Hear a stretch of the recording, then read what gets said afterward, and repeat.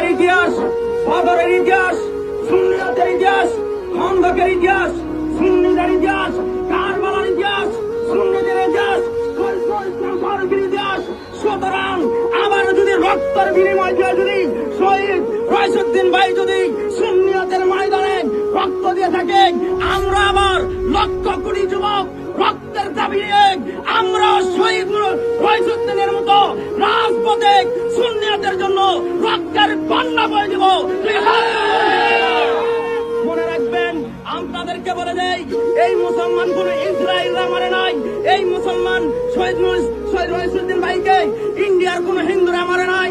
এই দেশে কারা যাদের কাছে বাংলার মুসলমান হেফাজত হয় না।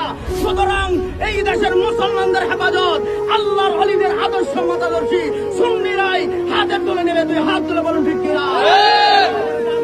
আমরা আপনাদেরকে 24 ঘন্টা আলটিমেটাম দিয়েছিলাম, আপনারা সুন্নিদেরকে দুর্বল ভাবছেন।